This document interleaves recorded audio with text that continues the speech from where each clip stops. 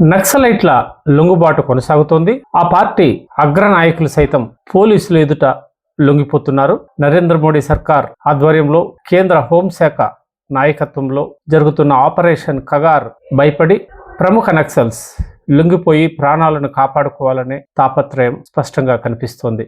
ఇప్పటికే మహారాష్ట్ర, ఛత్తీస్గఢ్ ముఖ్యమంత్రులు ఎదుట లొంగిపోయిన ప్రముఖ నక్సలైట్లు ఈసారి తెలంగాణ రాష్ట్రాన్ని ఎంచుకోవడం విశేషం. ఈరోజు తెలంగాణ డీజీపీ శివధర్ రెడ్డి ఎదుట మావోయిస్టు పార్టీ కేంద్ర కమిటీ సభ్యుడు పుల్లూరి ప్రసాదరావు అలియాస్ శంకరన్న, చంద్రన్న, ఆయనతో పాటు మావోయిస్టు రాష్ట్ర కమిటీ మెంబర్ బండి ప్రకాష్ అలియాస్ ప్రభాత్ కూడా లొంగిపోయారు. పుల్లూరి ప్రసాదరావుపై 25 లక్షల ప్రభుత్వ రివార్డు ఉంది. బండి ప్రకాష్ పై 20 లక్షల రివార్డు ఉంది. వీరందరూ 4 దశాబ్దాలకు పైబడి నక్సలిజంలో కొనసాగుతున్నారు. ఇప్పటి వరకు మొత్తం 427 మందికి పైగా నక్సలైట్లు లొంగిపోయారు.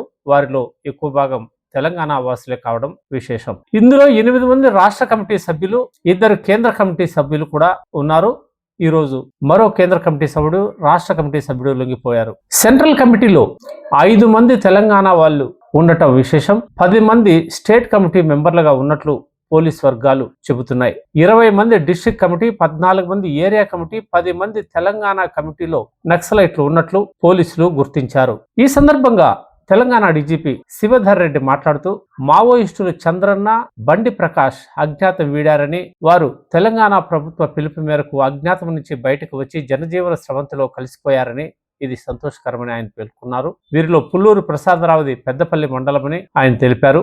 చంద్రన్న 15 ఏళ్లు కేంద్ర కమిటీ సభ్యుడిగా పనిచేశారని డీజీపీ గుర్తు చేశారు. ఆయన మొదట రాడికల్ స్టూడెంట్ లో తన ప్రస్థానాన్ని ప్రారంభించి కేంద్ర కమిటీ వరకు ఎదిగారని డీజీపీ చెప్పారు. 1980లో కిషన్జీకి కొరియర్ గా ఉన్న చంద్రన్న 2008లోనే కేంద్ర కమిటీ మెంబర్ గా నియమించబడ్డారని చెప్పారు. 2024 డిసెంబర్ వరకు తెలంగాణ రాష్ట్ర కమిటీ సెక్రటరీగా కూడా ఆయన ఉన్నట్లు తెలిపారు. అక్టోబర్ 21వ తేదీన సీఎం రేవంత్ రెడ్డి ఇచ్చిన పిలుపు మేరకు జనజీవన స్రవంతిలో కలిసిపోయారని, అలాగే చంద్రన్న ఆరోగ్యం కూడా ఆయనకు సహకరించనందున అజ్ఞాతం వీడినట్లు డీజీపీ చెప్పారు. ప్రసాదరావు మాట్లాడుతూ మావోయిస్టు పార్టీలో చీలిక వచ్చిందని ఆయన తెలిపారు. ఇప్పటి నుంచి ప్రజలతో కలిసి పోరాటం చేస్తామని, మావోయిస్టు భావజాలానికి తాను ఎప్పుడూ విఘ్నుడినేనని ఆయన స్పష్టం చేశారు. తెలంగాణ ముఖ్యమంత్రి నక్సలైట్లు తమ సోదరులేనని, వాళ్ళు లొంగిపోవాలని ఇచ్చిన పిలుపు మేరకు లొంగిపోతున్నట్లు ఆయన చెప్పారు. అలాగే బండి ప్రకాష్ సింగరేణి ఉద్యమంలో కూడా పనిచేసినట్లు పోలీసులు తెలియజేశారు. ఈ లొంగుబాటుని పరిశీలిస్తే మావోయిస్టు పార్టీలో